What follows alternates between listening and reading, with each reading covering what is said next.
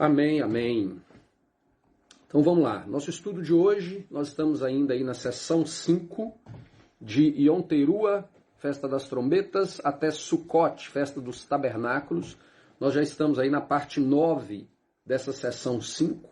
E o título do estudo de hoje é Sejais como Crianças. Nós ainda estamos na semana 33 das 70 semanas de ministério do Messias. Como vocês puderam ver na postagem que eu fiz na página do Facebook aqui e também no nosso grupo do Telegram, o estudo de hoje está dividido em 6 eventos, né, e nós vamos estar tratando aí de cada um desses eventos à medida que a gente for fazendo a leitura do dia. O evento número 1, intitulado A Vinda de Elias, ele está registrado em Mateus capítulo 17, do versículo 10 ao versículo 13, Marcos capítulo 9, do versículo 11 ao versículo 13. Então isso aqui acontece logo após o evento da transfiguração, quando Moisés e Elias aparecem ali juntamente com Jesus, né, diante de Pedro, Tiago e João. E aí, logo em seguida, né, os discípulos, diante daquela imagem, eles motivados, né, por aquela imagem de terem visto ali a presença de Moisés e de Elias, eles questionam Yeshua a respeito de Elias, né, a respeito do que era aceitável dentro da cultura deles da época, com relação à perspectiva da vinda de Elias e daquilo que eles acabaram de ver. Mas peraí, os anciãos eles falam uma coisa a respeito de Elias e nós acabamos de ver Elias. O que isso quer dizer? Então eles foram despertados pela curiosidade, por isso eles fizeram a pergunta que nós vamos ver aqui no capítulo 9 de Marcos. E nessa oportunidade, Yeshua então tem a possibilidade de esclarecer para eles a profecia de Malaquias capítulo 4, versículo 5, que fala a respeito da vinda de Elias antes da vinda do Filho do Homem, antes da vinda do Messias, e ele também toca de uma maneira bem superficial a respeito da profecia de Isaías 53, que faz referência ao Messias como o servo sofredor. Então, em Marcos capítulo 9, versículo 11 a 13, nos diz o seguinte: E lhe perguntaram, por que os mestres da lei dizem que é necessário que Elias venha primeiro?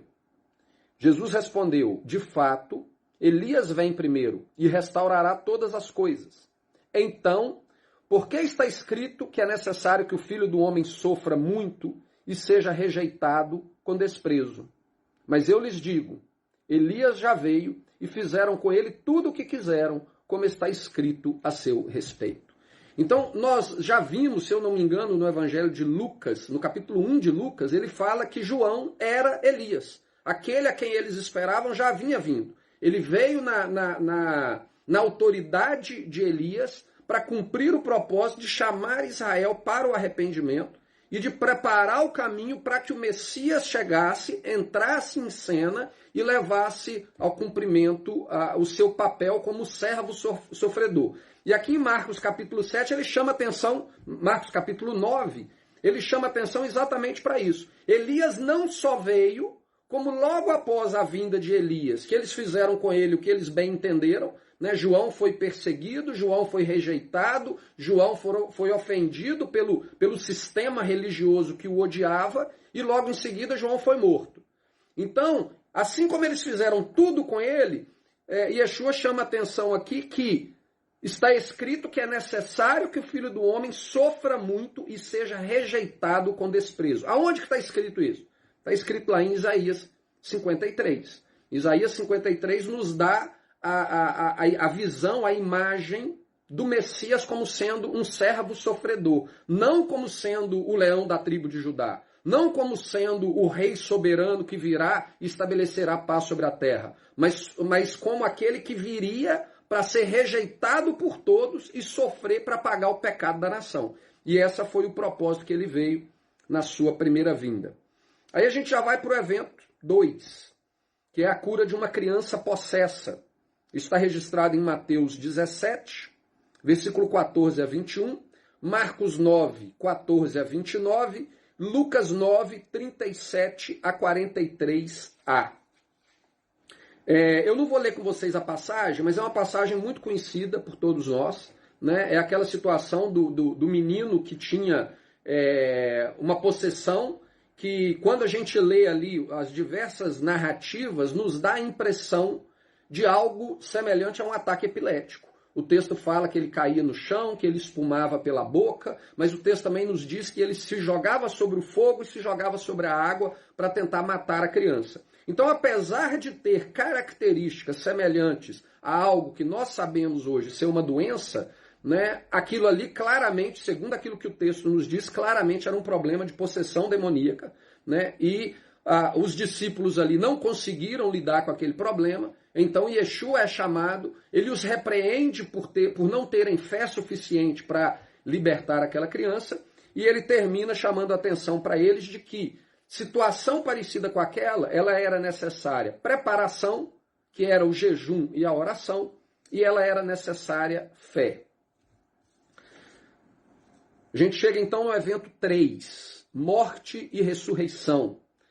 Mateus 17, 22 a 23, Marcos 9, 30 a 32 e Lucas 9, 43, parte B a 45.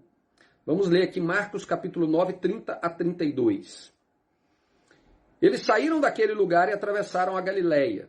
Jesus não queria que ninguém soubesse onde eles estavam, porque estava ensinando a seus discípulos. E lhes dizia: o Filho do Homem está para ser entregue nas mãos dos homens. Eles o matarão e 3 dias depois ele ressuscitará. Mas eles não entendiam o que ele queria dizer e tinham receio de perguntar-lhe. Aqui, como eu comentei no início do estudo, nós estamos na semana 33 das 70 semanas de ministério do Messias. Então nós estamos na metade do ministério, ele já vinha pregando o evangelho do reino há muito tempo, a gente já viu isso em vários episódios há muito tempo atrás. Os discípulos já haviam sido enviados de 2 em 2 para pregar o evangelho. Eles retornaram a Yeshua e deram o relatório daquilo que havia acontecido quando eles anunciaram o evangelho. O próprio João, quando estava encarcerado, ele havia mandado 2 dos seus discípulos até Jesus para confirmar se ele era o Messias a quem eles estavam aguardando. E Yeshua fala para ele, olha, avisa para ele que o cego enxerga, o mudo fala, e o evangelho do reino é anunciado a todos. Ou seja, o evangelho já vinha sendo anunciado há muito tempo. E aqui, na semana 33 do ministério do Messias, os discípulos ainda não tinham sequer o entendimento do que significava morte e ressurreição. Mesmo ele já tendo feito alguns comentários anteriormente, aqui ele sendo explícito, é necessário que o Filho do Homem seja entregue, e ele vai morrer, e ele ressuscitará ao 3º dia. Ainda assim eles ficaram, gente, o que ele está falando? E eles não tinham coragem de perguntar um esclarecimento maior. A gente viu também em um episódio já há muito tempo atrás, que o Evangelho de João fala que eles só realmente compreenderam o significado da morte e ressurreição após a morte e ressurreição. Até então eles não tiveram entendimento nenhum. Então quando alguém vira e fala que a mensagem do Evangelho que nós devemos anunciar ao mundo é a morte e ressurreição de Cristo, essa pessoa está completamente contradizendo aquilo que a palavra de Deus, aquilo que os evangelhos nos relatam, aquilo que ele nos apresenta. Porque Yeshua nunca focou a sua pregação do evangelho na sua morte e ressurreição. Os discípulos, que foram aqueles que já pregavam o evangelho desde o início, eles sequer entendiam a morte e ressurreição. Como eu disse algumas semanas anteriores, hoje que nós temos a revelação da morte e ressurreição, a revelação da morte e ressurreição, ela foi incorporada na mensagem do evangelho. Mas ela não é a mensagem do evangelho como um todo, e ela não é sequer o fundamento sobre o qual a mensagem do evangelho foi pregada. Porque ela não existia no início. O fundamento da mensagem do evangelho que Yeshua pregou em Israel e que ele ordenou aos seus discípulos que fosse anunciado aos 4 cantos do mundo até o tempo do fim, é a mensagem de arrependimento. Arrependei-vos, pois o reino de Deus está próximo. Arrepender de quê? De uma vida contrária aos parâmetros estabelecidos por Deus para que o povo dele vivesse diante de Deus. Então esse é o ponto central da mensagem do Evangelho, é o arrependimento. A partir do momento que nós compreendemos a morte e ressurreição de Cristo, nós entendemos que aquele sacrifício nos dá a possibilidade de nascer de novo, de deixar para trás uma vida de pecado, uma vida na prática da transgressão da lei de Deus, e através da presença do Espírito Santo de nós somos capacitados a agora andar em obediência aos estatutos e juízos de Deus. Mas a base de todo o Evangelho é a mensagem de arrependimento, retorno a uma vida de obediência ao Pai. Esse é o Evangelho que sempre foi anunciado. A gente chega aqui então no evento 4, que é o ponto central do estudo de hoje. Sejais como crianças. Isso está registrado em Mateus capítulo 17, versículo 24, até o capítulo 18, versículo 35. Em Marcos capítulo 9, 33 a 50, e em Lucas, capítulo 9, 46 a 50. Eu quero ler com vocês Mateus, a começar aí no versículo 24, Mateus 17, versículo 24 a 27. Eu quero ler com vocês. Quando Jesus e seus discípulos chegaram a Cafarnaum, os coletores de imposto de duas dracmas vieram a Pedro e perguntaram-lhe: o mestre de vocês não paga imposto no templo? Sim, paga, respondeu ele. Quando Pedro entrou na casa, Jesus foi o primeiro a falar, perguntando-lhe: o que você acha, Simão? De quem os reis da terra cobram tributos e impostos? De seus próprios filhos ou dos outros? Dos outros, respondeu Pedro. Disse-lhe Jesus: então os filhos estão isentos. Mas para não escandalizá-los, vai ao mar e jogue o anzol. Tire o primeiro peixe que você pegar. Abra-lhe a boca e você encontrará uma moeda de 4 dracmas. Pegue-as e entregue-as para pagar o meu imposto e o seu. O que Yeshua estava falando ali? Ele estava se referindo a ele mesmo. Ele era o filho do Deus vivo. Né? E quando ele fala ali, quem que tem que pagar o imposto? O rei, ele cobra o imposto do filho ou dos outros? Ele cobra dos outros. Então, o que ele estava querendo dizer é o seguinte: eu não tenho obrigação nenhuma de pagar. Mas, para que eu não gere escândalo entre eles, vai lá, você vai encontrar esse peixe com essa moeda e você vai usar essa moeda para pagar o meu imposto. Então, isso nos mostra que, em determinadas situações, nós temos que nos submeter às autoridades ao nosso redor, não porque elas exercem simplesmente poder sobre nós e nós temos que aceitar tudo que eles nos impõem. Mas porque muitas vezes nós temos que evitar que a nossa atitude sirva de escândalo pelos outros. Né? Que as pessoas possam nos considerar como desobedientes, como rebeldes, e isso possa trazer mau testemunho para aquilo que nós queremos representar diante das pessoas, de que nós somos um povo santo, um povo justo, um povo que procura andar de maneira correta, não só diante de Deus, mas também diante dos homens. Então isso aqui é algo que deve nos chamar a atenção. Continuando agora a partir do capítulo 18, versículo 1. Naquele momento, os discípulos chegaram a Jesus e perguntaram-lhe: quem é o maior no reino dos céus? Chamando uma criança, colocou-a no meio deles e disse-lhe: eu lhes asseguro que a não ser que vocês se convertam e se tornem como criança, jamais entrarão no reino dos céus. Por que Yeshua fala, ele usa essa criança como exemplo? Devido à simplicidade da criança. Né? A gente que a gente que está vivendo aqui numa comunidade de judeus ortodoxos há praticamente 12 anos, nós vemos muito bem como que é essa realidade no meio deles. Né? Eles possuem todas, deixando de lado a questão do excesso de regras que eles existem, que não são impostas por Deus, ignorando isso por um momento, mas eles possuem toda uma estrutura no qual eles treinam a criança para poder, da maneira que eles acreditam ser o correto, servirem a Deus. E a criança, desde pequenininha, ela procura seguir aquele exemplo. Né? Eles têm, por exemplo, na porta da casa deles, eles têm a mezuzá, né? Que é uma...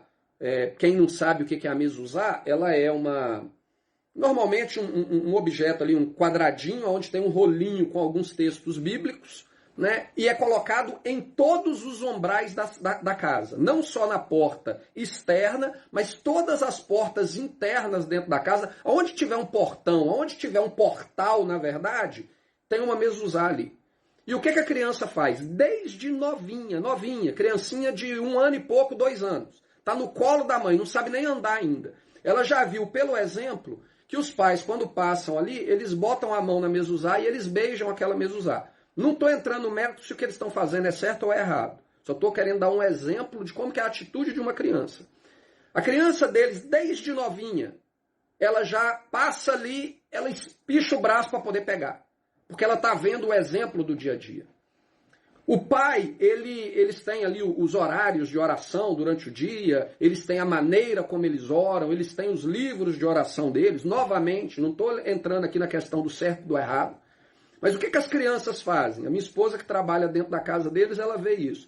A criança, ela pega o livrinho de historinha dela, que ela não sabe nem ler ainda, ela apenas vê a figura do livrinho, e ela pega aquele livrinho e ela começa a recitar algo como se estivesse orando, simplesmente balbuciando sons, e ela começa a balançar como se ela estivesse fazendo a oração dela. Por que a criança age dessa maneira? Devido à simplicidade dela. E a criança, toda dúvida que a criança tem, a primeira coisa que ela faz é ela vir no pai, porque ela vê na figura do pai, na figura da mãe, a referência daquilo que é verdadeiro. Então ela vem, ela pergunta ao pai e à mãe, e aquilo que o pai e a mãe falam para ela, ela acredita como verdade absoluta, independente se o que o pai está falando é certo ou é errado. Mas ela acredita, ela confia. E ela pratica aquilo que foi falado para ela sem querer criar muito questionamento, sem querer criar explicações mirabolantes, sem querer que tudo seja explicado dentro de um nível de sabedoria superior. Ela simplesmente aceita, acredita e pratica. Então o que Yeshua fala ali para os seus discípulos? Se você quer ser o maior no reino dos céus, seja como uma criança. Se torne como uma criança. Não haja como um homem que acredita ter a resposta para todas as coisas e que aí tudo que você apresenta para ele tem algo para poder te rebater. Tudo que você mostra para ele tem algo para... Não, peraí, mas não é desse jeito. Se a gente analisar, e fica sempre procurando problemas. Simplesmente aceite a verdade. Aceite a verdade e a pratique. Isso que ele usa essa criança como um exemplo. Infelizmente, muitas pessoas acham que o adquirir sabedoria humana, conhecimento humano, ler diversos autores, escutar muitas pessoas diferentes, estudar a sabedoria humana, a filosofia, os diversos filósofos do mundo, quanto mais você adquirir esse conhecimento, isso é que vai te capacitar para poder interpretar a Deus, entender e aplicar na sua vida. Só que aqueles que pensam assim, eles estão indo contra aquilo que Yeshua está falando aqui. Yeshua não virou para os seus discípulos e falou, vai adquirir conhecimento. Entra numa yeshiva, que é a escola, vamos dizer assim, superior, seria a universidade para o povo judeu. Ele não está falando aqui, vai procurar conselho com os sábios de Jerusalém. Entra numa yeshiva e adquira conhecimento de todos os povos ao seu redor, para que você seja grande no reino dos céus. Ele virou e falou o seguinte, seja uma criança. Se comporte como uma criança no sentido da simplicidade, do aceitar o fato, de crer naquilo que você está vendo. Esse é o ponto que Yeshua estava colocando ali. Mas as pessoas ignoram isso, querem adquirir todo tipo de sabedoria e de conhecimento humano para auxiliar elas a entenderem a palavra de Deus, e todo esse conhecimento acaba servindo de armadilha para os levar ao engano. Porque eles começam a questionar tanto, que eles distorcem aquilo que está escrito, eles veem o texto escrito, mas eles têm que, de alguma maneira, através da criatividade, da sabedoria, do conhecimento filosófico que eles têm que chegar ali naquele texto e falar, tudo bem, o texto está dizendo isso, mas não é isso que o texto quer dizer de verdade. Ele quer dizer outra coisa. E aí ele começa a elaborar uma explicação e uma interpretação que foge completamente daquilo que o texto está escrito ali. Um fato que é muito simples. Se nós pegarmos a Bíblia de Gênesis a Apocalipse, nós vamos encontrar um problema em comum durante toda a história da Bíblia. Toda a história da Bíblia. Que é a desobediência. Esse é o problema que começou lá no Jardim do Éden, e esse é o problema que termina lá no final de Apocalipse. Desobediência. O fato que determina se o homem agrada a Deus ou não agrada a Deus é a maneira como ele age em relação àquilo que Deus ordenou para ele fazer, para ele viver, o como ele se comportar. É a atitude de obediência ou desobediência.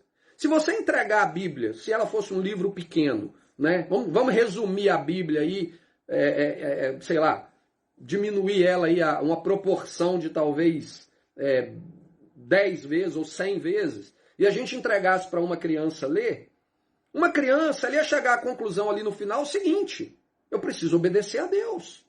O tempo inteiro eu estou vendo aqui que quando alguém desobedece a Deus, ele paga a consequência. E quando ele obedece a Deus, ele é recebido por Deus, Deus se agrada daquela pessoa. Isso vai de Gênesis a Apocalipse. Mas quando você pega um doutor em teologia, ele vai já virar para você e falar o seguinte: não, você não precisa obedecer. Obediência não é o ponto principal desse texto mais. Porque chegou uma época que veio alguém que mudou essa história. E aí ele começa a elaborar, e no final a obediência é jogada no lixo. Sendo que o fundamento de tudo é obediência. Sendo que a mensagem do evangelho que Yeshua veio pregar é relacionada à obediência. Você tem que arrepender de quê? Se a mensagem do evangelho é a mensagem do arrependimento, você tem que arrepender de quê? Arrepender de ter vivido uma vida em desobediência. Arrepender de ter rejeitado a aliança de Deus, os mandamentos de Deus. E no momento que você se arrepende, para onde que você volta? Você volta para uma vida em obediência. Mas a sabedoria humana nos diz diferente. Não, basta você acreditar nele. Se você acreditar que a mensagem que ele está te contando é verdadeira, você não precisa viver ela. Você só precisa acreditar que você está salvo. E esse é o resultado o quê? Do acúmulo da sabedoria humana, que faz com que o homem se torne prepotente achando que ele tem a resposta para tudo e que a resposta dele é tão boa que ele não precisa acreditar naquilo que está escrito mais. Ele precisa acreditar no entendimento dele, na interpretação dele, mesmo que ela contradiga aquilo que está escrito. E esse é um grande problema. E Paulo fala disso em 1 Coríntios. 1 Coríntios, capítulo 1, versículo 17 a 27, Paulo nos diz o seguinte: pois Cristo não me enviou para batizar, mas para pregar o evangelho, não com palavras de sabedoria humana, para que a cruz de Cristo não seja esvaziada. Cristo, sabedoria e poder de Deus. Pois a mensagem da cruz é loucura para os que estão perecendo, mas para nós que estamos sendo salvos, é o poder de Deus. Pois está escrito: destruirei a sabedoria dos sábios e rejeitarei a inteligência dos inteligentes. Onde está, ó sábio? Onde está o erudito? Onde está o questionador desta era? Acaso não tornou Deus louca a sabedoria deste mundo? Visto que na sabedoria de Deus, o mundo não o conheceu por meio da sabedoria humana. Agradou a Deus salvar aqueles que creram por meio da loucura da pregação. Os judeus pedem sinais miraculosos e os gregos procuram sabedoria. Essa era a realidade daqueles dois povos. Os judeus, a gente já viu em episódios anteriores, o tempo inteiro nos dá um sinal que prove a sua autoridade. Nos dá um sinal que aquilo que você está falando é realmente verdadeiro. Não bastava ele dar o testemunho daquilo que estava escrito. Eles queriam ir além do que estava escrito. Eles queriam uma visão mística. Eles queriam que a cabala deles pudesse, de alguma maneira, responder e revelar quem é o verdadeiro Messias. E eles rejeitavam aquilo que estava escrito. Por outro lado, os gregos, os romanos, queriam uma resposta filosófica. E o que a palavra de Deus aqui nos diz? O que Paulo nos diz aqui? Deus rejeitou ambos. Rejeitou ambos. Nenhum dos dois conseguiu compreender a verdade pela perspectiva que eles queriam compreender. Mas a verdade foi revelada aos simples, através da loucura do evangelho e da simplicidade do evangelho. Porque simplicidade, ela é loucura para o inteligente. O inteligente daquela época, ele não poderia ver um pescador igual Pedro, falando lá na porta do templo e dando show para eles em termos de conhecimento da verdade de Deus. Ele não poderia jamais aceitar aquilo. Então o que eles tinham que fazer? Eles tinham que perseguir, eles tinham que matar, eles tinham que prender. Por quê? Porque ele se sentia ofendido. Quem é esse pescador para poder vir falar das coisas de Deus? Eu que sou o rabino, eu que sou um mestre de Israel, eu que sou um ancião de Israel, eu tenho autoridade para falar. Quem é ele? Quem é esse tal de Marcelo aí, que sequer, quer dizer, eu já ia falar que sequer entrou no seminário batista, mas é pior. Ele entrou no seminário e abandonou depois de 6 meses. Quem é esse? Não tem curso nenhum, não tem formação nenhuma acadêmica na área de teologia. Quem é ele para poder confrontar comigo que tem os meus mestrados, o meu doutorado em divindade, etc. Esse era o retrato de que Paulo estava falando aqui aos de Coríntios. Essas pessoas que buscam revelar a Deus através desse acúmulo de conhecimento humano, sabedoria humana, natural, eles não vão chegar ao conhecimento da verdade. Eles podem criar algo bonito, eles podem criar um sistema religioso bonito, atrativo, mas é vazio. Por quê? Porque não vem do Espírito de Deus, vem da natureza humana. Esse era o retrato do judaísmo, ainda é o retrato do judaísmo, é o retrato do cristianismo e, na verdade, é o retrato de toda a religião espalhada pela face da terra, que não coloca acima da sabedoria humana a revelação de Deus segundo aquilo que está escrito. E ele continua. Os judeus pedem sinais miraculosos e os gregos procuram sabedoria. Nós, porém, pregamos o Cristo crucificado, o qual, de fato, é escândalo para os judeus e loucura para os gentios. Mas para os que foram chamados, tanto judeus como gregos, Cristo é o poder de Deus e a sabedoria de Deus. Se ele é a sabedoria de Deus, nós temos que estar pegando as palavras dele, entendendo as palavras dele pela perspectiva de uma criança que olha para o pai e pergunta para o pai, e a primeira resposta que ele recebe do pai, ele aceita. Nós deveríamos estar olhando para Cristo e recebendo aquilo que ele nos revela, ou que está revelado através dos evangelhos, da maneira como está escrito. Mas quando a gente olha para Jesus e ele fala, não pensem que eu vim destruir a lei, porque eu não vim destruir a lei. Porque enquanto existir céu e terra, nenhuma vírgula da lei será omitida, até que tudo seja cumprido. Quando a gente ouve ele falar esse tipo de coisa, a gente tem que acreditar. Ele é a sabedoria de Deus, mas não, a nossa sabedoria é melhor do que a dele. A sabedoria do Santo Agostinho, a sabedoria do São Tomás de Aquino, a sabedoria do Papa sei lá quem, do Lutero, do João Calvino e de outros tantos. A sabedoria deles é que são importantes para mim. Por quê? Porque eles têm conhecimento humano. Eles receberam a glória dos homens, eles são admirados até hoje. Quantos livros eles escreveram? Então eu preciso ler esses autores, porque eles é que vão me ajudar a conhecer a verdade. Mas quando eu vou lá nas páginas dos evangelhos, que tem a palavra de Yeshua, a palavra de Jesus, clara, simples, onde ele fala, não pense que eu vim destruir a lei, porque eu não vim destruir a lei. Logo em seguida, o que é que o cara fala? Jesus veio destruir a lei. Por quê? Porque eles param naquela primeira parte da frase, não pensem. Eles param ali, não pensem, e aí eles já pulam, e vão ler João Calvino, e vão ler Lutero, e vão ler outros tantos que eles admiram. Só que Jesus, Yeshua, ele falou pra gente, se você quer ser maior no reino do céu, seja como uma criança. E lá nessa própria passagem que eu citei de Mateus capítulo 5, ele fala a respeito de quem é o maior no reino dos céus. O maior no reino dos céus é aquele que ensina e que pratica até mesmo a menor das leis.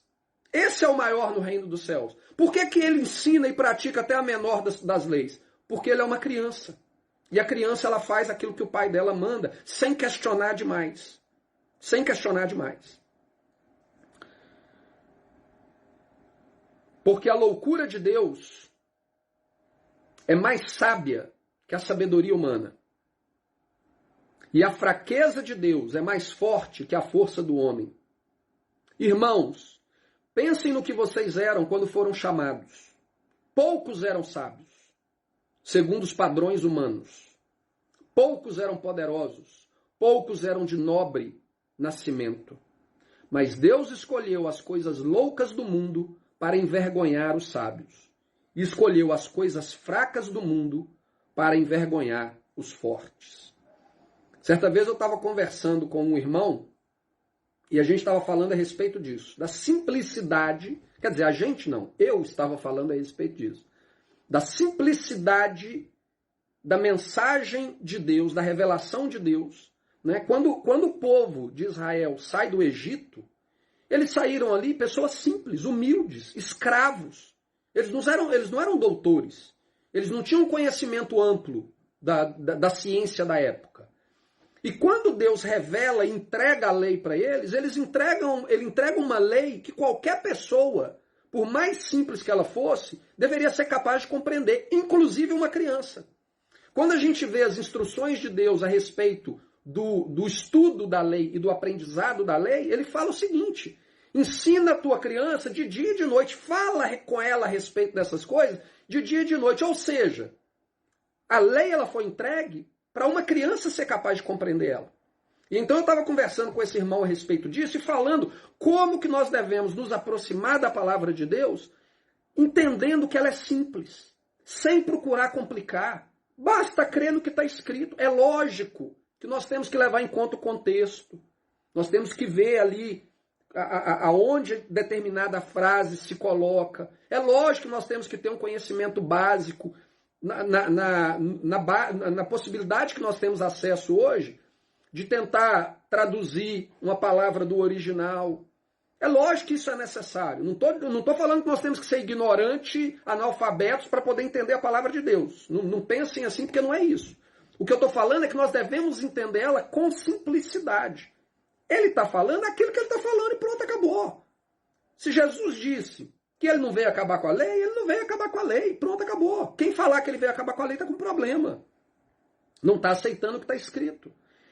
Então, quando eu falei isso para esse irmão virou para mim e falou assim comigo: mas no Novo Testamento existem muitas coisas complexas, que a gente precisa adquirir determinado conhecimento específico para a gente entender de verdade. E aí eu virei para ele e falei com ele: olha, o perigo está nisso aí que você acabou de falar. A gente precisa adquirir conhecimento específico para entender a verdade. A palavra de Deus não tem todo o conhecimento que nós necessitamos para compreender a verdade. Se a gente colocar ela dentro de contexto, se a gente lê ela utilizando como fundamento a lei e os profetas, seguindo o exemplo daquilo que os bereanos fizeram, seguindo o exemplo do que o próprio Yeshua fez, que tudo que ele falava era baseado naquilo que estava escrito na lei e nos profetas. Será que isso não é suficiente? Não, nós precisamos ir além. Eu falei com ele: esse além é que muitas vezes desvia a pessoa do caminho da verdade. E essa pessoa, infelizmente, ela estava indo por um caminho e hoje eu vejo ela indo por um outro caminho, completamente diferente. Mas a sede dela por conhecimento humano, por sabedoria humana, não para. Cada vez ele quer mais sabedoria humana, mais sabedoria humana. E quanto mais sabedoria humana ele tem, mais ele se desvia da simplicidade do que a palavra de Deus nos ensina. Por quê? Porque ele se tornou um homem, ele não é mais uma criança. Mas a palavra de Deus é clara: se você quer ser maior no reino do céu, seja como uma criança. Apesar de muitos dizerem que eles acreditam nessa palavra de Paulo, né, de que realmente a sabedoria, a loucura do evangelho, ela é muito maior do que a sabedoria humana, essas pessoas querem usar da sabedoria humana para explicar a loucura do evangelho. E eles acabam se colocando por um caminho que o fim não é bom. Salomão ele nos fala o seguinte, em Eclesiastes 12, versículo 8 a 14. Vaidade de vaidade. Diz o pregador, tudo é vaidade. Na maioria das vezes, quando eu vejo as pessoas indo por um caminho no qual elas não conseguem ver mais nada diante delas, a não ser aquilo que elas querem ver, muitas vezes a raiz disso está na vaidade. A necessidade que a pessoa tem de ser admirada por outros, ou a posição no qual ela já se encontra, no qual ela é admirada, e ela não consegue abrir mão daquilo para voltar para a simplicidade. Para se tornar ninguém diante dos homens, para ser grande diante de Deus. Ela ainda quer continuar sendo grande diante dos homens. E na necessidade de querer ser grande diante dos homens, ela anda como se estivesse com uma viseira de animal, que ela só vê aquilo que ela quer ver. Ela não consegue ver mais nada além daquilo. Você pode tentar mostrar de todas as maneiras, de todas as cores, escrito em pedra, que ela não vai ver. Por quê? Porque é a vaidade. A palavra de Deus, eu não lembro exatamente aonde que está, Mas eu acho que a gente leu recentemente, dos textos que a gente leu nos últimos episódios, fala que o conhecimento ele incha, ele infla. Então ele gera uma certa soberba na pessoa, de que a pessoa ela não precisa, a palavra de Deus já não é mais suficiente para ela. Ela precisa de algo a mais. Né? O judaísmo ele foi por esse caminho ao ponto de que a palavra de Deus hoje não é mais necessária para eles. Essa semana eu tive uma experiência interessante, que eu estava trabalhando aqui no bairro, e aí uma criança judia, já acima de 13 anos de idade, pela vestimenta dela, ela era acima de 13 anos de idade, portanto, na cultura deles, considerada já como um adulto, ela me viu usando tzitzi. E ela virou para mim e falou comigo, por que você usa tzitzi? E eu falei para ele, porque eu acredito em guardar os mandamentos. E aí ele virou para mim e falou assim, mas cadê a sua kippá? E aí eu falei com ele, a kippá não é um mandamento. E aí ele disse, não, a kippá é um mandamento sim. Aí ele me falou algo em hebraico. E eu virei para ele e falei com ele, eu não entendo hebraico. Aí ele falou comigo assim, se você não entende hebraico, como que você então guarda os mandamentos? Aí eu falei, existem traduções hoje em dia, né? Nós estamos num mundo hoje que a gente consegue traduzir. Ele falou assim, mas a kippá está na lei. E eu virei para ele e falei assim, então você me mostra onde que está na Torá que é para me usar a kippá e eu vou passar a usar a kippá. E o menino ficou completamente atordoado. E o tempo inteiro que ele passava perto de mim, ele pegava na kippá dele e levantava como se assim, eu sou fiel, mas você não é fiel. Porque, infelizmente, ele está sendo criado em uma cultura que ela é baseada não mais na palavra de Deus, ela é baseada na tradição dos rabinos. Na casa dele lá, ele tem uma prateleira, que é uma parede inteira da casa, com livros dos rabinos. Aquela ali é a sabedoria deles. A Torá, ela está ali apenas como um ídolo. Um ídolozinho num rolo, que de vez em quando eles vão lá para beijar ela. Só. Mas eles não leem a Torá. Eles leem a sabedoria dos rabinos. Porque a Torá ela não tem todo o conhecimento, toda a informação necessária, segundo o entendimento deles, para eles viverem uma vida que agrada a Deus. Eles precisam dos sábios e dos anciãos. O cristianismo se tornou a mesma coisa. Apesar dos protestantes falar que as escrituras são suficientes, as escrituras hoje nada mais são do que um amuleto para poder arrumar desculpa para estabelecer uma doutrina. Mas a resposta vem dos vários escritores, dos sábios, dos pais da igreja, dos pais do protestantismo, né? E tantos outros. A sabedoria vem dali, dos homens, e não de Deus. E quanto mais sábio foi o pregador, tanto mais ensinou ao povo sabedoria. E atentando e esquadriando, compôs muitos provérbios. Procurou o pregador achar palavras agradáveis e escreveu-as com retidão, palavras de verdade. As palavras dos sábios são como aguilhões e como pregos, bem fixado pelos mestres da assembleia, que nos foram dadas pelo único pastor. Ademais disto, filho meu, atenta, não há limite para se fazer livros, e o muito estudar é enfado da carne. De tudo que se tem ouvido, o fim é apenas um. Teme a Deus e guarda os seus mandamentos. Porque isto é o dever de todo homem. Porque Deus há de trazer o juízo, toda obra, e até tudo que está encoberto, quer seja bom, quer seja mal. Eu não estou desmerecendo a necessidade de estudarmos. É valioso estudarmos. Para mim poder preparar esse estudo para vocês, para mim adquirir esse conhecimento que eu tenho hoje, me levou anos. São 10 anos, 11 anos que eu estou nessa caminhada e a cada dia aprendendo mais com outros irmãos, porém aprendendo dentro da simplicidade. Aqueles que eu sigo são simples como eu sou simples. Eles procuram compreender a palavra de Deus na mesma simplicidade que eu procuro compreender a palavra de Deus. E é necessário que a gente adquira conhecimento. Mas a questão é aonde que nós depositamos a nossa confiança? No conhecimento que nós adquirimos ou na palavra de Deus?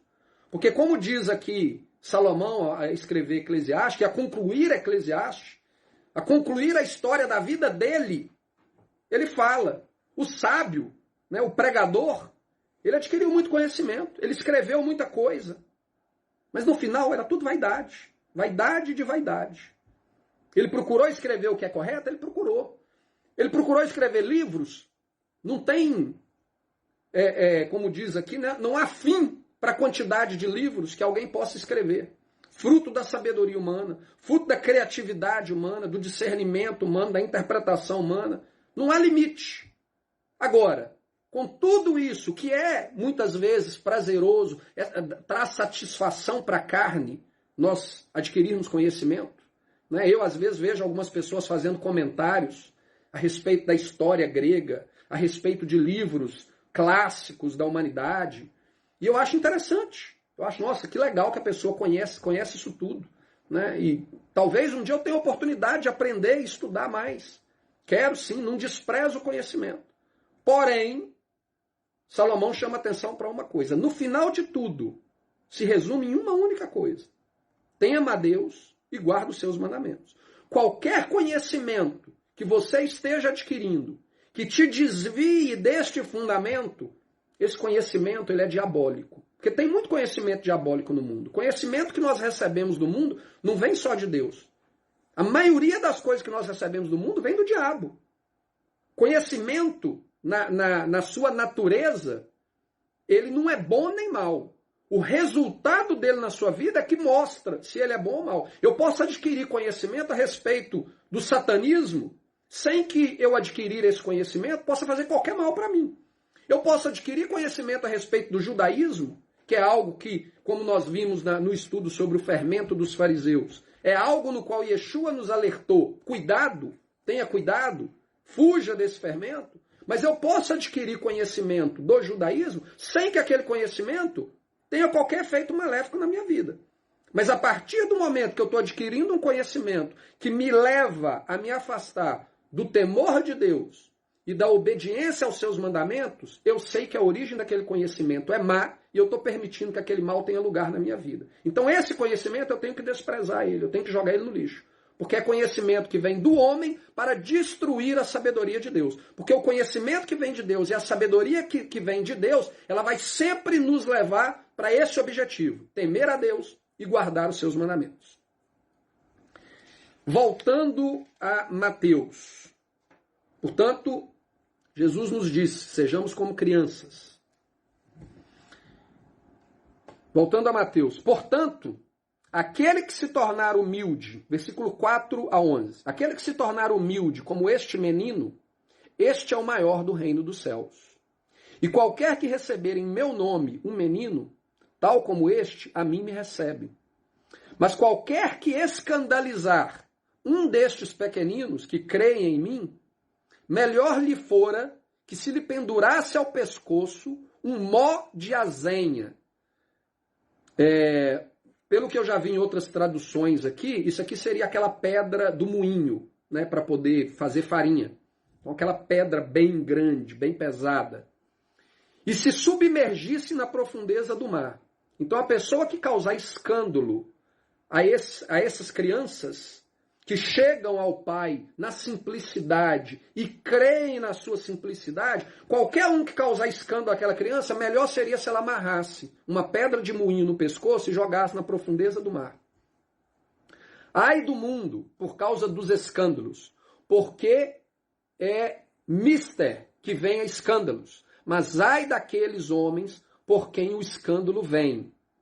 Portanto, se a tua mão ou o teu pé te escandalizar, corta-o e atira-o para longe de ti. Melhor te é entrar na vida coxo ou aleijado do que tendo 2 mãos ou 2 pés serem lançados no fogo eterno. E se o teu olho te escandalizar, arranca-o e atira-o para longe de ti. Melhor te é entrar na vida com um só olho do que tendo 2 olhos serem lançados no fogo do inferno. Vede, não desprezais alguns destes pequeninos, porque eu vos digo que os seus anjos nos céus sempre veem a face do meu Pai que está nos céus, porque o Filho do Homem veio salvar o que se tinha perdido. Muitas vezes a gente lê esse texto fora de contexto, né? A gente pega essa parte aqui que fala a respeito do se o teu olho te escandalizar, arranca-o fora, se a sua mão te escandalizar, arranca-o fora, e a gente ignora que Yeshua está referindo às crianças. Ele continua aqui se fazendo referência às crianças, aos pequeninos, aqueles que se aproximam a ele na simplicidade, na humildade e que creem nele. A gente vê isso aqui claramente no texto.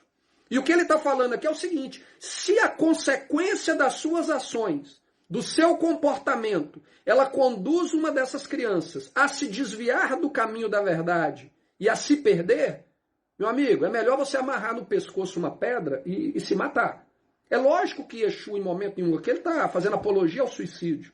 É lógico que em momento nenhum ele está fazendo apologia a gente automutilar. É lógico que ele não está falando isso. Ele está chamando a atenção para a gravidade que existe nas nossas atitudes, no nosso comportamento, principalmente diante das crianças. E no meu entendimento aqui, ele não está falando apenas da criança no seu sentido de idade natural, né? Porque ele começa falando o seguinte: quem é o maior no reino dos céus? E ele chama essa criança e fala: você se tornar como essa criança vai te fazer maior no reino do céu. Ou seja, um adulto que se torna como uma criança, porque ele quer crer no Pai de maneira simples, na humildade, na simplicidade, isso se aplica também a ele. Então, quando a gente lê o contexto aqui, o que Yeshua está falando é o seguinte: qualquer pessoa que escandalizar aquele que na sua simplicidade, na sua humildade, quer seguir a palavra de Deus, é melhor que essa pessoa se matasse. Se a mão dessa pessoa está sendo motivo de conduzir essa criança ao escândalo, corta a mão fora. Se o olho é o motivo, é melhor você arrancar o olho do que com a sua mão, com o seu olho, com o seu corpo inteiro, ser lançado no inferno. Então Yeshua deixa muito claro a respeito da gravidade das nossas ações. Não é simplesmente crer, é o que nós estamos fazendo com a nossa fé. É o que o nosso crer está produzindo no nosso dia a dia, diante daqueles que creem. Principalmente aqueles que são crianças na fé. Aqueles que têm um entendimento na simplicidade. A sua atitude, ela está contribuindo para essa criança temer a Deus e guardar os mandamentos de Deus, ou para corromper o entendimento dela? A gente tem que sempre nos perguntar a isso. E se qualquer área da nossa vida está contribuindo para corromper e prejudicar o temor e a obediência a Deus, a gente tem que arrancar isso da nossa vida. Literalmente, não. Porque nós temos domínio sobre o nosso corpo. Se o meu olho é que está me levando a pecar, eu tenho domínio sobre o meu corpo ao ponto de não permitir mais que o meu olho veja ou assista determinadas coisas que eu não deveria assistir. Agora, será que vai ter que chegar ao ponto de eu ter que enfiar um negócio e arrancar o olho fora? É lógico que não. Qualquer pessoa tem a capacidade de controlar. E nós devemos buscar o controle. Por quê? Porque o Senhor ele nos deu o Espírito Santo dele justamente para nos capacitar. Então, se eu estou tendo algum tipo de problema para controlar a minha mão, para controlar o meu olho, para controlar o meu pé, em viver uma vida digna diante de Deus, que seja exemplo para esses pequeninos, para essas crianças da fé, eu tenho que pedir a Deus, então, que me dê o Espírito dele, porque talvez eu não tenha o Espírito dele dentro de mim. E é por isso que eu não estou tendo a capacidade de andar em fidelidade diante dele.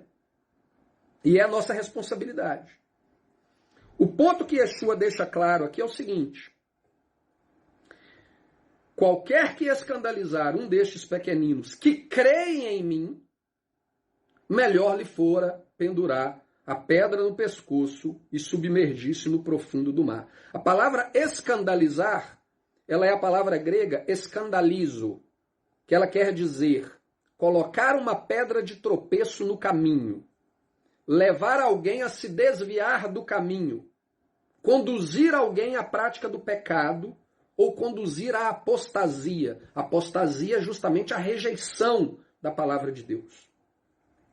Isso mostra realmente o tamanho da nossa responsabilidade com todas essas pessoas. E é por isso que eu tomo muito cuidado com relação à questão do fermento do fariseu. Né? Durante todos os meus estudos, eu sou muito enfático em tentar abrir os olhos das pessoas com relação ao perigo que é você permitir que o judaísmo tenha lugar no meio da vida daqueles que creem em Yeshua. Porque o próprio Yeshua nos advertiu para não permitir que o fermento entre, porque o fermento leveda toda a massa. E uma vez que ele levera toda a massa, ele pode te conduzir a uma vida, a uma prática de vida que desagrada a Deus. E se eu estou sendo o instrumento para permitir que esse fermento entre, e esse fermento vai se tornar pedra de tropeço na vida dessas crianças, sejam elas crianças naturais ou crianças adultas, mas vai as conduzir a um estado de apostasia, vai as conduzir a viver na prática do pecado, a se desviar do caminho da verdade, eu vou pagar o preço por isso. E a palavra aqui é muito dura. Era melhor que você amarrasse no pescoço uma pedra e jogasse no fundo do mar. Era melhor. Então, quando a gente toma a atitude de ensinar e aceita essa responsabilidade de ensinar, a gente tem que ter noção do preço que nós vamos pagar. Eu sei que o que eu estou falando aqui para vocês, eu vou ser cobrado diante de Deus. A maioria das pessoas que não estão publicamente tentando dar algum tipo de ensinamento, elas não vão ser cobradas disso.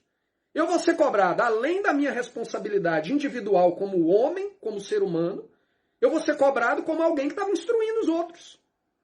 Então, às vezes, quando a gente para pensar nisso, a melhor coisa que tem a fazer, sabe o que é? Não fazer nada. Eu vou arrumar ainda mais dor de cabeça para mim?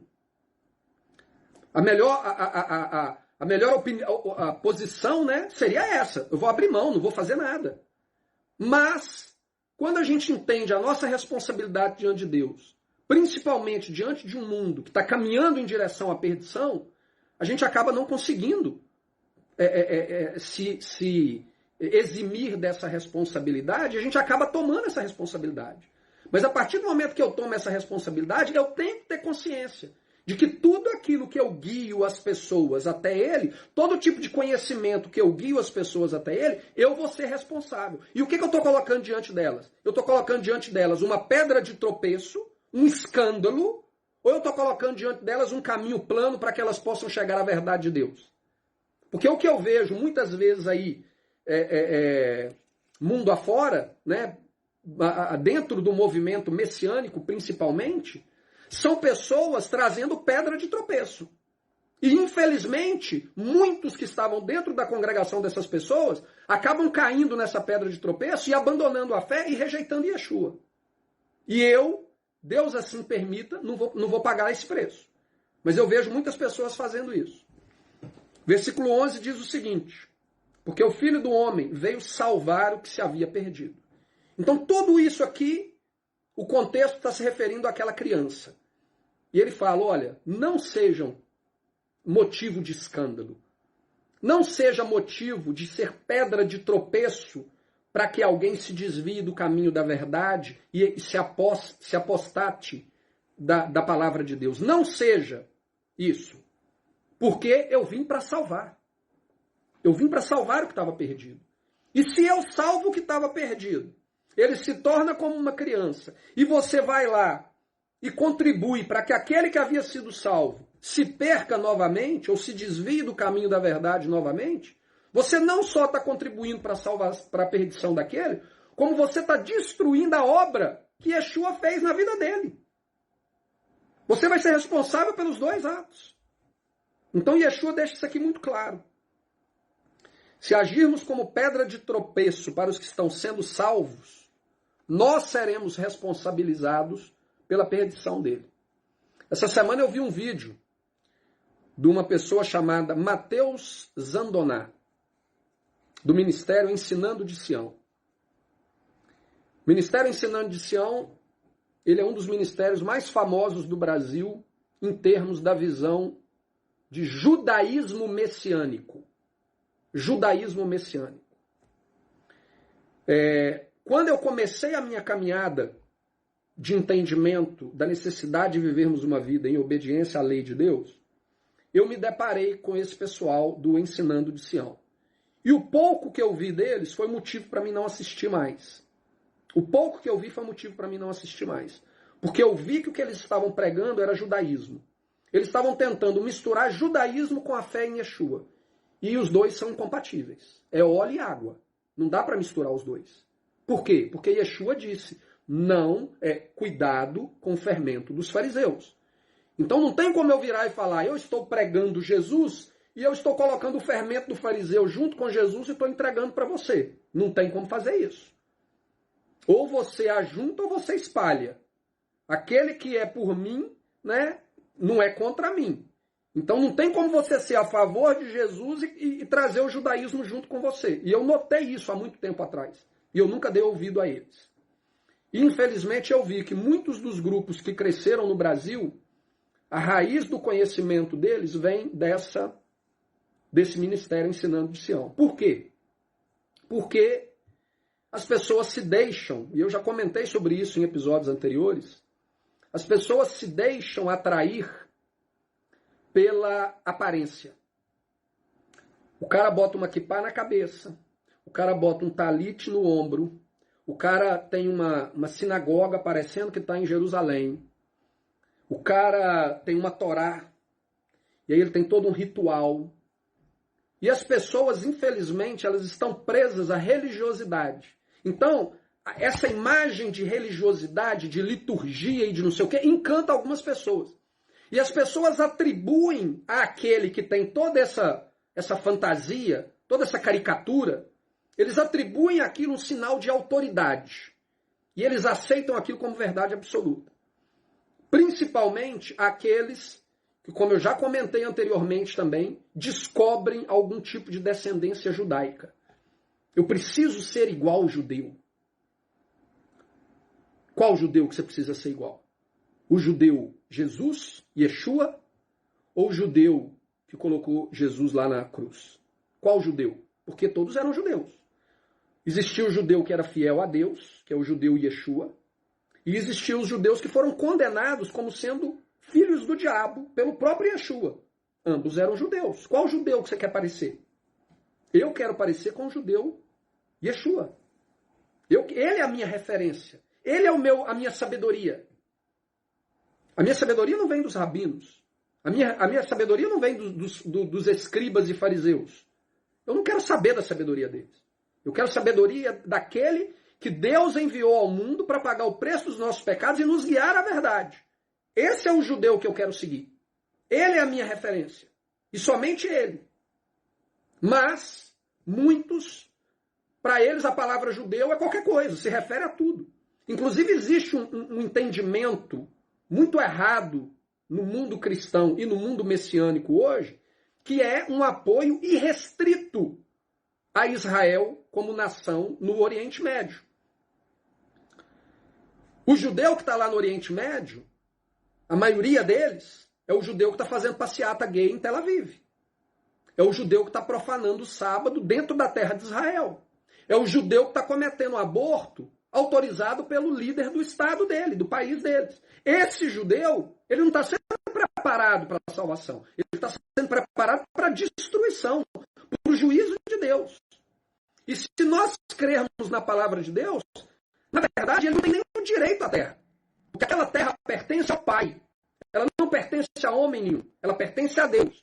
Deus entregou aquela terra para a nação de Israel na condição de que a nação andasse em santidade diante dele. Fosse santa. Andasse de acordo com os mandamentos e com a aliança. E ele deixou um alerta muito claro.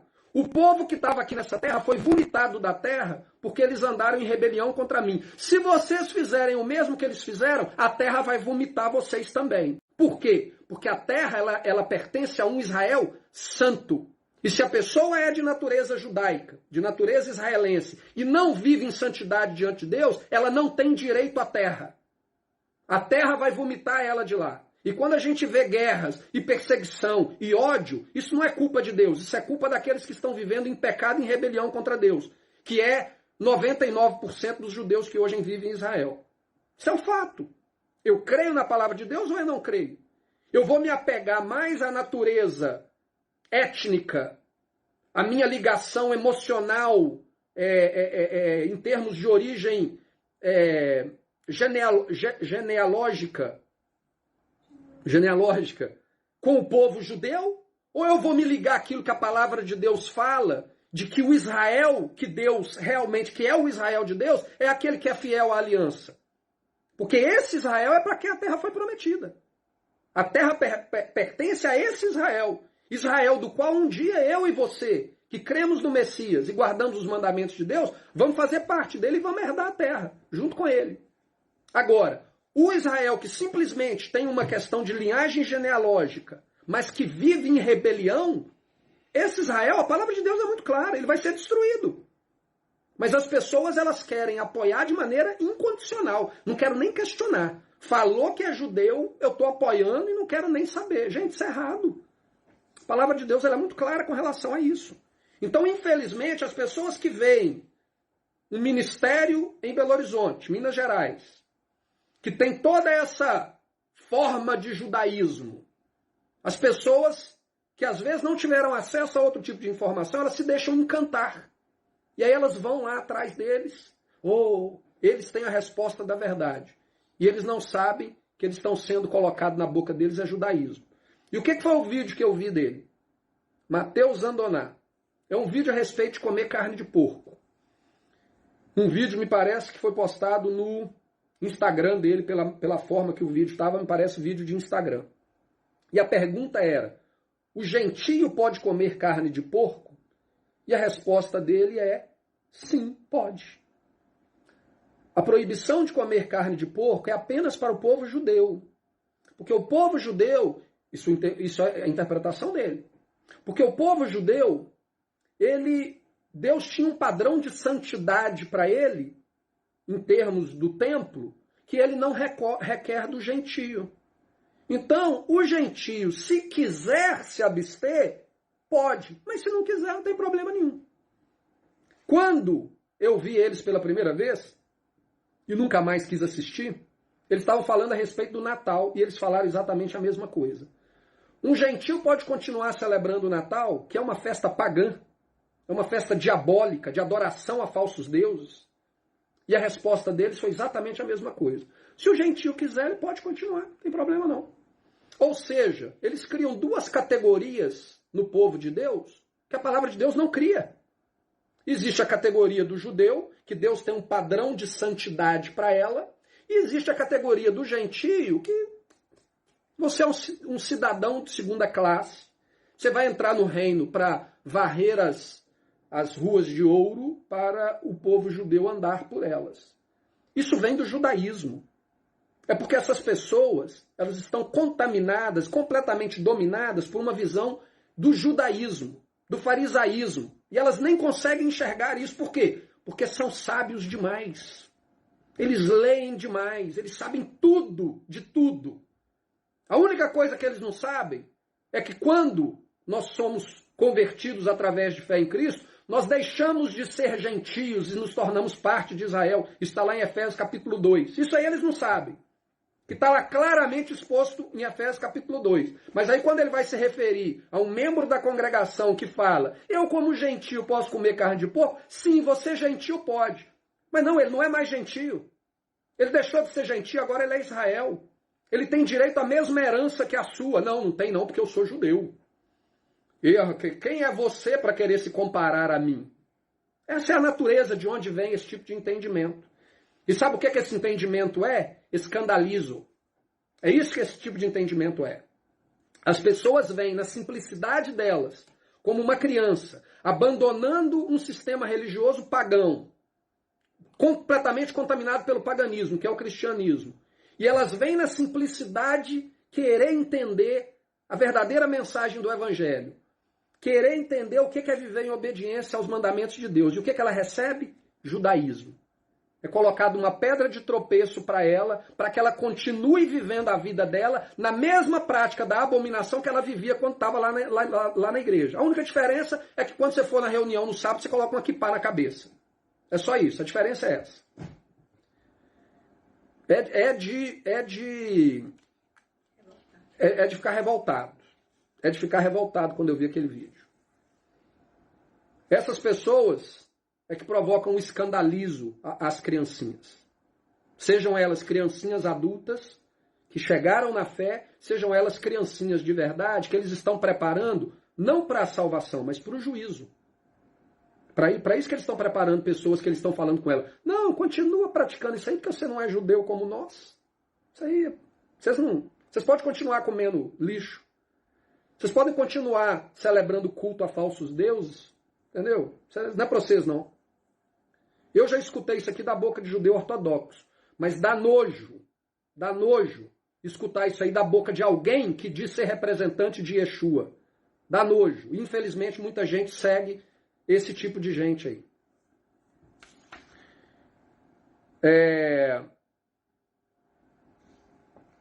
Continuando. Versículo 12 a 14. Que vos parece, se algum homem tiver uma ovelha e uma delas se desgarrar, não irá pelos montes, deixando as 99 em busca da que se desgarrou? E se porventura achá-la, em verdade vos digo que maior prazer tem por aquela do que das 99 que se não desgarraram. Assim também não é a vontade do vosso Pai que está nos céus, que um destes pequeninos, não é a vontade do vosso Pai que está nos céus, que um destes pequeninos se perca. Ou seja, todo o contexto aqui está se referindo a esses pequeninos. Quando a pessoa chega a esse entendimento, nós devemos cuidar dela e nutrir e proteger ela para que ela cresça incontaminada, recebendo apenas a revelação da verdade na sua simplicidade e na sua pureza. Mas aí quando a gente coloca aquele monte de sabedoria, de conhecimento, seja pelo judaísmo, seja pelo cristianismo, o que a gente faz é ser motivo de escandalizo para essas pessoas. Novamente, o ponto central aqui é a salvação e a preservação da fé dos pequeninos. Versículo 15 a 20. Ora, se o teu irmão pecar contra ti, vai e repreenda-o entre ti e ele só. Se te ouvir, ganhaste o teu irmão. Mas se não te ouvir, leva ainda contigo um ou dois, para que pela boca de 2 ou 3 testemunhas toda a palavra seja confirmada. E se não te escutar, diz-o à igreja. E se também não escutar a igreja, considera-o como um gentio e publicano. Em verdade vos digo que tudo o que ligardes na terra será ligado no céu, e tudo o que desligardes na terra será desligado no céu. Também vos digo que se 2 de vós concordarem na terra acerca de qualquer coisa que pedirem, isto lhes será feito por meu Pai que está nos céus. Porque onde estiverem 2 ou 3 reunidos em meu nome, aí estou eu no meio deles. A gente já tratou desse texto em um episódio anterior, mas aqui, esse texto, quando colocado dentro do contexto, ele está se referindo a quê? Ele está se referindo ao escandalizo. Ele está se referindo à prática de escandalizar aquela criança, aquela pessoa que na sua simplicidade quer viver uma vida de fidelidade a Deus. E aí ele está falando, se uma pessoa vir pecar contra você, você vai lá e abre os olhos dela, tenta divertir ela, tenta corrigir ela. Se ela não te escutar, traz mais alguém e tenta corrigir ela. Se ainda assim ela não te escutar, leva à congregação o caso dela. Se ela não te ouvir, trata ela como publicano e gentio. Trata ela como um gentio. Versículo 21 a 35. Então Pedro, aproximando-se dele, disse, tudo aqui está conectado, gente. A gente aprendeu a ver esses textos dentro da igreja, sempre pedaços. E a gente esquece do contexto. Tudo é uma mensagem só que Yeshua pregou aqui, lá em Cafarnaum. Então Pedro, aproximando-se dele, disse, Senhor, até quantas vezes pecará o meu irmão contra mim e eu lhe perdoarei? Até 7? Por que Pedro está perguntando aqui sobre perdão? Porque Jesus acabou de falar sobre perdão. Jesus falou sobre pecado, a consequência do pecado, séria, pesada, a consequência do pecado. Mas aí ele vai e fala, olha, se alguém pecar, você vai lá e tenta fazer com que a pessoa mude, tenta abrir os olhos dela. Mas, se ela permanecer no pecado, você trata ela como gentio, como publicano. Aí Pedro pergunta, mas quantas vezes que eu vou ficar tentando abrir os olhos dela? Né? Ou quantas vezes que eu vou perdoá-la? 7 vezes? E aí Jesus responde, não te digo que até 7, mas até 70 vezes 7. Ou seja, meu filho, o tanto que a pessoa precisar de perdão, você vai dar perdão para ela. Mas nós vamos ler o contexto aqui. Não é um perdão indiscriminado. Não é o cara só está fazendo errado na vida dele e você continua tratando ele como se não fosse nada. Nós vamos ver isso. Por isso, o reino dos céus pode comparar-se a um certo rei que quis fazer contas com seus servos. E começando-lhe a fazer contas, foi-lhe apresentado um que lhe devia 10.000 talentos. E não tendo ele com que pagar, o seu senhor mandou que ele, a sua mulher e os seus filhos fossem vendidos, com tudo quanto tinha para que a dívida se lhe pagasse. Então aquele servo, prostrando-se e o reverenciava, dizendo: Senhor, sê generoso para comigo, e tudo te pagarei. Então o senhor daquele servo, movido de íntima compaixão, soltou e perdoou-lhe a dívida. Saindo, porém, aquele servo, encontrou um dos seus conservos, que lhe devia 100 dinheiros. E lançando-se mão dele, sufocava-o, dizendo: paga-me o que me deves. Então seu companheiro, prostrando-se aos seus pés, rogava-lhe, dizendo: sê generoso para comigo, e tudo te pagarei. Ele, porém, não quis, antes foi encerrá-lo na prisão, até que pagasse a dívida. Vendo, pois, os seus conservos o que acontecia, contristaram-se muito e foram declarar ao seu senhor tudo o que se lhe passara. Então o seu senhor, chamando-o à sua presença, disse-lhe: servo malvado, perdoei-lhe toda aquela dívida, por que me suplicastes? Não devias tu igualmente ter compaixão do teu companheiro, como eu também tive misericórdia de ti? E indignado, o seu senhor o entregou aos atormentadores, até que pagasse tudo o que lhe devia. Assim vos fará também meu Pai Celestial, se do coração não perdoardes cada um ao seu irmão as suas ofensas. Novamente, quando a gente lê isso aqui fora de contexto, o entendimento que a gente tem é que eu devo perdoar de qualquer maneira. E não é isso que o texto está dizendo. Essa parábola que Yeshua utilizou aqui para trazer o entendimento, ela está ligada a tudo que foi dito anteriormente. E o que foi dito anteriormente? Ora, se o teu irmão pecar contra ti, vai e repreenda-o entre ti e ele só. Se te ouvir, ganhaste o teu irmão. Então, se o teu irmão te escutar, ótimo, você converteu o teu irmão. Mas e se ele não escutar nem você, nem o seu companheiro que você trouxer, e ainda assim, quando toda a igreja vier abrir os olhos dele, ele não der ouvido para as igrejas? O que Yeshua fala? Se não escutar, diz-o à igreja. E se também não escutar a igreja, considera-o como gentio e publicano. Ou seja, não é um perdão indiscriminado que eu vou ignorar o meu irmão que escolheu viver na prática do pecado, que tem escolhido viver causando escândalo e conduzindo pessoas a se desviar da verdade, mas ainda assim eu vou continuar perdoando ele, convivendo com ele como se nada acontecesse. Não é isso. Se o irmão se arrepender, você não vai criar um limite para ele e falar: olha, eu só vou te perdoar 7 vezes. Se você cometer erro mais de 7 vezes, eu não te perdoo mais. O que Yeshua está falando aqui é o seguinte: olha, enquanto você viver, você tem que estar aberto para perdoar. É lógico que você vai ver a sinceridade daquele pedido de perdão, né? As atitudes da pessoa vão demonstrar a sinceridade do pedido de perdão. E perdoar também não quer dizer conviver. Às vezes existem atitudes que as pessoas cometem, né, contra nós, que cria uma certa dificuldade de conviver.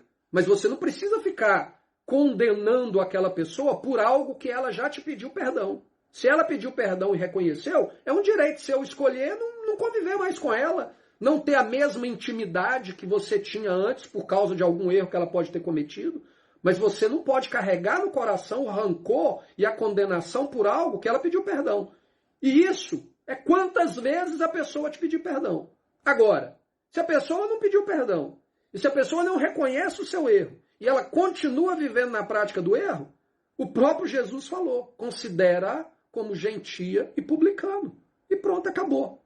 E lá, Paulo fala algo ainda maior, ainda mais sério, né? Quando você passar na rua, nem cumprimenta. É isso que Paulo fala lá, se eu não me engano, escrevendo para Coríntios. Nem cumprimenta. E isso aqui mostra para a gente o quanto é importante a gente ler o texto em contexto. Quando a gente lê em contexto, a gente sabe que não é um perdão indiscriminado. Terminando. A gente chega aqui agora. Deixa eu beber uma água.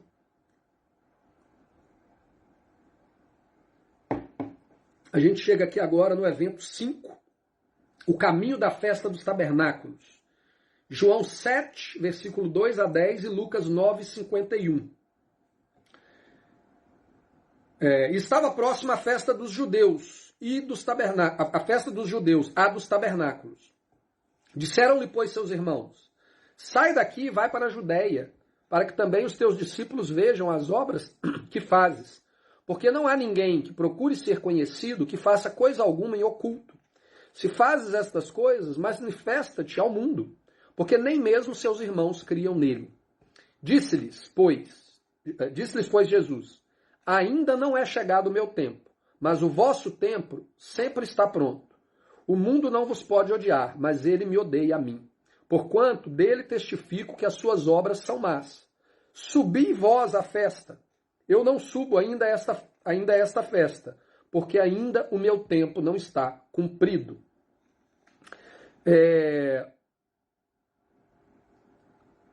Então, o livro de João, a última vez que a gente viu o livro de João, já tem muito tempo, dentro da cronologia, o livro de João ele fica um período muito tempo sem narrar absolutamente nada.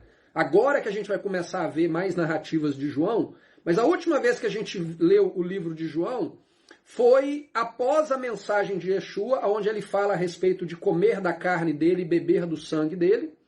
E logo depois daquela mensagem ali, ele conclui que ele não ia mais para a Judéia, porque ele sabia que os fariseus estavam preparando para matá-lo.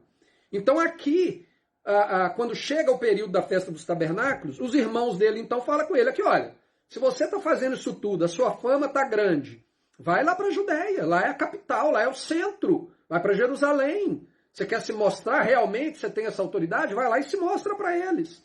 Né? Mas ele estava procurando fazer aquilo que ele fazia em oculto na região do norte de Israel, porque ele sabia da intenção das pessoas de matá-lo. E aí ele vira para eles e fala com eles, olha, a minha hora de ir para a festa não chegou ainda, mas vocês podem ir a hora que vocês quiserem. Então, vai na frente e não preocupa comigo não. Basicamente é isso que ele fala aqui em João. E aí em Lucas, capítulo 9, versículo 51, fala o seguinte, e aconteceu o quê? Completando-se os dias para a sua subida, algumas traduções falam para a sua assunção, manifestou-se o firme propósito de ir a Jerusalém. Algumas pessoas, quando leem esse texto de Lucas, fora de contexto, ignorando a cronologia dos eventos, o período de tempo em que essa coisa estava acontecendo, eles leem a palavra assunção como se estivesse se referindo a Jesus subir aos céus. Só que Jesus só viria a morrer, ressuscitar e subir aos céus mais de 6 meses depois disso aqui. Então, a palavra que está sendo usada aqui, os dias da sua subida, é subida a Jerusalém. O contexto bíblico, sempre que você se refere a Jerusalém, independente da região de Israel que você está, você sobe para Jerusalém. Então, o texto aqui não está dizendo nada absolutamente a respeito de assunção ao céu. Ele não estava indo para Jerusalém para morrer. Ele estava indo para Jerusalém para celebrar a festa. Simplesmente isso. Evento 6, o último evento, o título aqui é A Festa de Jeová contra a Festa dos Pagãos. Lucas 9, 52 a 62. Então ele preparou para ir para a festa, como a gente leu aqui, chegou a hora dele subir para a festa, e aí o versículo 52 fala o seguinte, e mandou mensageiros adiante de ti, e indo eles, entraram numa aldeia de samaritanos, para lhe prepararem pousada, mas não o receberam, porque o seu aspecto era como de quem ia a Jerusalém. E os seus discípulos, Tiago e João, vendo isso, disseram-lhe, Senhor, queres que digamos que desça fogo do céu e os consuma, como Elias também fez? Voltando-se, porém, repreendeu-os e disse, vós não sabeis de que espírito sois, porque o Filho do Homem não veio para destruir as almas dos homens, mas para salvá-las. E foram para outra aldeia. Aqui é importante a gente lembrar que a primeira vez que Yeshua passou pela região da Samaria foi quando ele teve um encontro com a mulher samaritana. E naquele encontro com a mulher samaritana, pela primeira vez, ele se revelou como sendo o Messias. Então, a primeira vez que ele revelou quem ele era, essa revelação foi dada a uma gentia, a uma samaritana. E aí o texto nos diz que ela foi para a cidade, contou tudo o que tinha acontecido, a cidade veio ao encontro dele e imploraram para ele que ele ficasse na região ali ensinando a eles. E o texto nos diz que ele ficou naquela cidade por 2 dias ensinando o evangelho e então ele subiu para o norte de Israel. Agora, ele volta a passar pela Samaria, muito provavelmente na própria aldeia. Por que na própria aldeia? Porque a gente vê aqui a raiva que Tiago e João ficaram da atitude daquelas pessoas. Tipo assim, por que essas pessoas não aceitam que você hoje venha se hospedar no meio deles?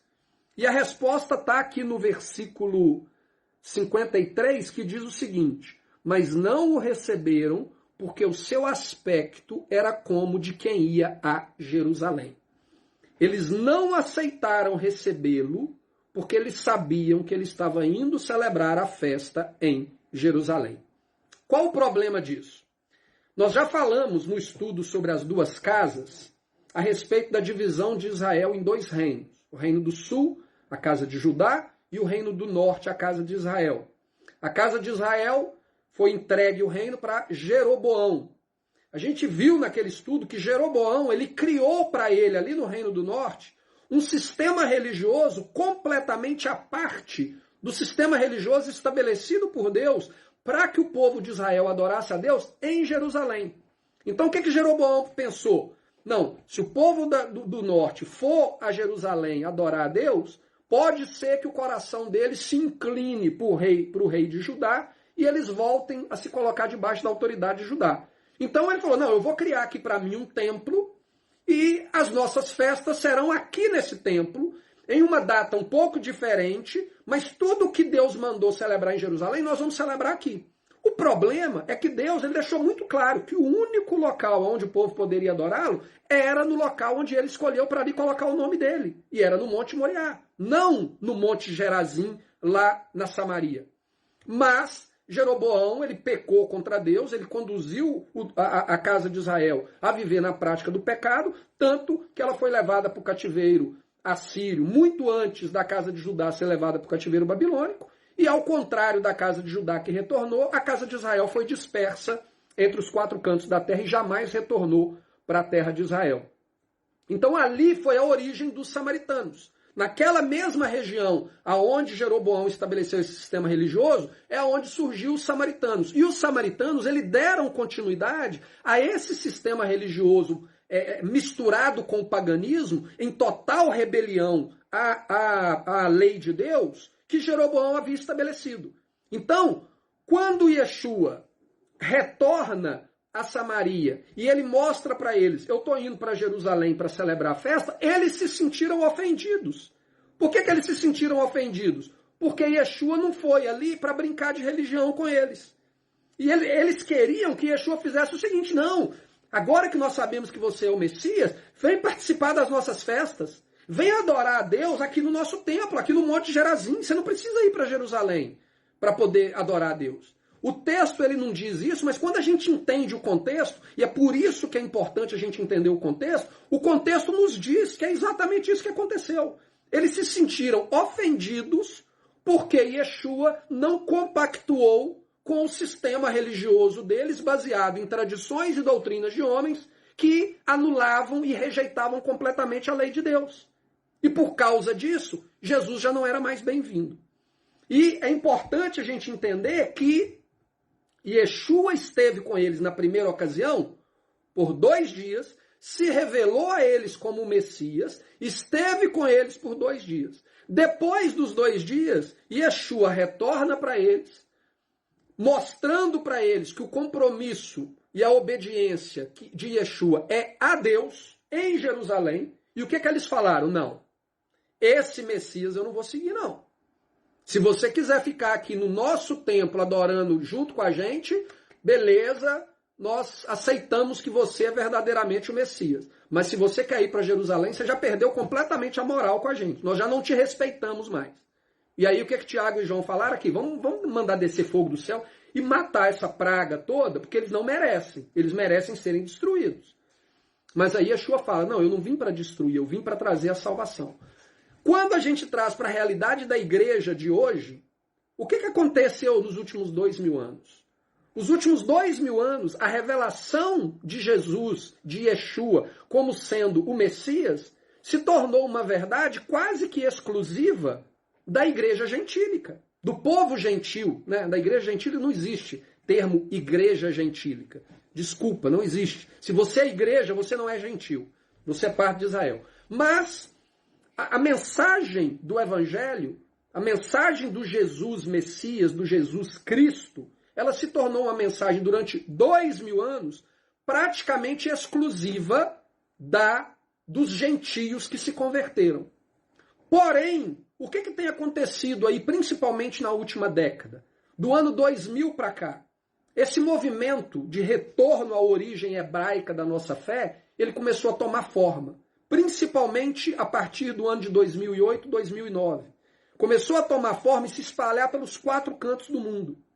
E aí, quando a igreja ela tem a oportunidade de ter o discernimento de que aquele que eles creem como Jesus, ele vive única e exclusivamente, o único compromisso dele é com a palavra do Pai, conforme é escrito na lei e nos profetas, e não com a palavra dos pais da igreja e com as palavras estabelecidas, o sistema estabelecido por Roma, o que acontece com a maioria da igreja? Eles se comportam exatamente como os samaritanos se comportaram. Esse Messias eu não quero ele não. Eu quero o Messias que brinca de Páscoa e de ovinho da Páscoa junto com a gente. Que no final do culto de domingo faz como é que chama? A caça de ovos no quintal da igreja. E come um pernil assado no dia da Páscoa.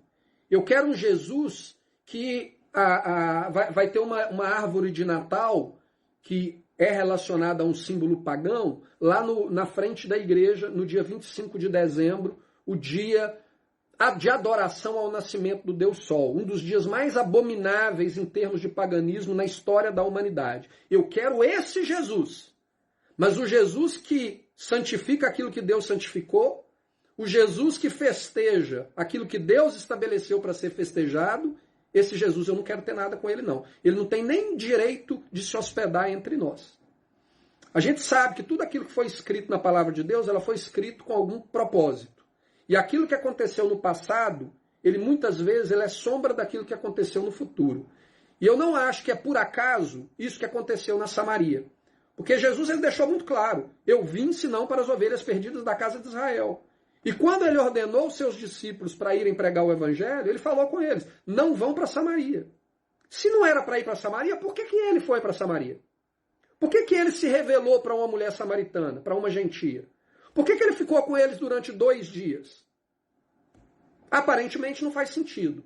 Mas quando a gente analisa os últimos 2000 anos de história da humanidade, talvez isso seja uma figura profética daquilo que está acontecendo na humanidade hoje. Por 2000 anos, ele se revelou aos gentios no mundo. Mas no momento em que ele fala para esses gentios, agora é hora de retornarmos e adorarmos a Deus em espírito e em verdade, segundo os parâmetros estabelecidos por Deus na sua lei, infelizmente a grande maioria diz, não, nós não queremos ter mais nada com você. Nós vamos continuar aqui brincando de religião romana. É isso que a nossa submissão é a esse sistema de Roma, e não ao sistema santificado pelo Pai na sua palavra. Para terminar, versículos 57 a 62. E aconteceu que indo eles pelo caminho, né, eles estavam indo para outra aldeia, dentro da região da Samaria, lhes disse um, Senhor, seguir-te-ei para onde quer que fordes. E disse-lhe Jesus, as raposas têm covis e as aves no céu ninhos, mas o Filho do Homem não tem onde reclinar a cabeça. E disse a outro, segue-me.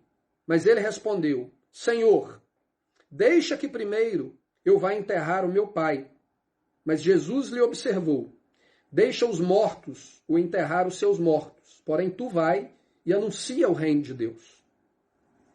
Disse também outro, Senhor, eu te seguirei, mas deixa-me despedir primeiro dos que estão em minha casa. E Jesus lhe disse, ninguém que lance mão do arado e olhe para trás é apto para o reino de Deus. Novamente, quando analisado fora de contexto, esses textos nos dão margem para a gente inventar um monte de história de pregação.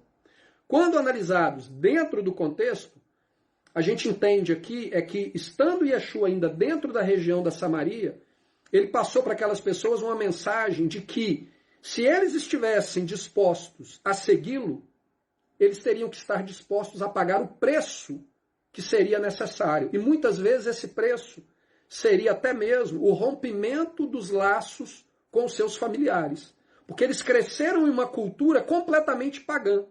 E em muitos momentos, uma vida em santidade com o Deus verdadeiro, segundo aquilo que está estabelecido na lei de Deus, ele é incompatível com a vida daqueles que são os nossos familiares. Nós hoje sentimos na pele aquilo que está escrito aqui. Né? Quantos de nós hoje somos confrontados, quando chega a época das festas de fim de ano, né? Eu vou lá festejar com os meus familiares ou eu não vou? E se eu não vou, eu sou condenado por eles. Ah, aquele lá é radical, aquele lá é judaizante. Está indo para Jerusalém, não vamos deixar ele hospedar aqui em casa. É basicamente isso. É isso que aconteceu com Jesus, é o que acontece conosco. Louvado seja Jeová, que o que acontece conosco é aquilo que aconteceu com Yeshua. Porque é sinal que nós estamos imitando a ele, nós estamos seguindo. E aqui o outro aspecto é aquele do, não, deixa, meu pai está velho, um dia eu vou te seguir, depois que meu pai morrer e eu tiver cuidado das minhas responsabilidades dentro da minha casa, eu te sigo. Então é aquela pessoa que está presa às vezes às suas responsabilidades familiares, que não tem nada de errado nisso. Independente da nossa fé ser compatível ou não com a dos nossos pais, né? Nós temos a nossa responsabilidade de cuidar deles como os pais, mas o aspecto que Yeshua quer transmitir aqui é que para aquela pessoa, ela queria colocar a responsabilidade dela, e muito provavelmente ela tinha irmãos, porque Yeshua deixa claro, deixa os mortos cuidarem dos seus mortos. O que ele está querendo dizer aqui é o seguinte, se os seus olhos foram abertos para a verdade, vem viver a verdade, vai anunciar o reino. Existem outros entre vocês que não vão ter a mesma visão que você, deixe ele cuidar das coisas da casa, do dia a dia. Né? E aí tem aquele outro, não, deixa eu lá me despedir dos meus familiares, deixa eu celebrar uma última festa lá no Monte Gerazim, e aí depois que a gente celebrar a festa aqui, o senhor desce, celebra a sua festa lá em Jerusalém, e depois eu te sigo. A gente sempre vai colocando o depois, sempre colocando alguma desculpa para nos desconectarmos de um mundo e de um sistema que rejeita a Deus para andarmos em santidade diante de Deus. Por quê? Porque nós sabemos que não é uma escolha fácil. Mas Yeshua deixa muito claro, aquele que colocou a mão no arado e olha para trás não é digno do reino de Deus.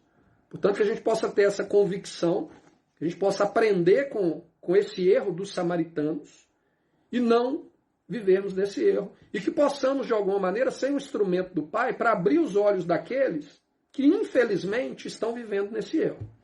Estão vivendo nessa prática de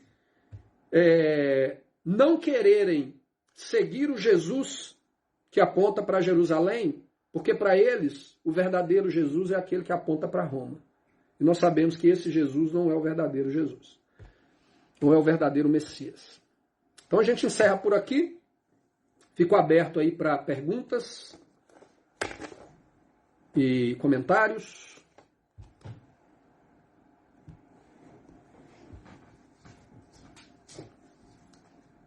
Fico aberto aí para os irmãos.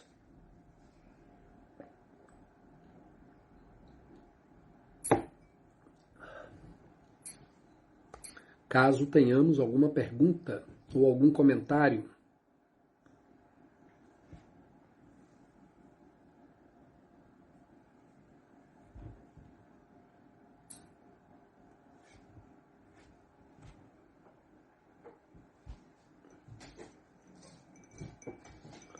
silêncio, silêncio, todos em silêncio.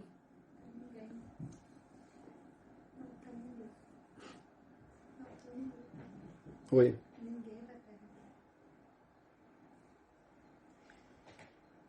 Vou dar um tempinho a mais, às vezes alguém está escrevendo alguma coisa. E aí, caso contrário, a gente dá por encerrado. Deixa eu abrir a janela aqui, que hoje está quente. Aqui em Londres. Está fazendo um calorzinho aqui. Aparentemente não temos perguntas.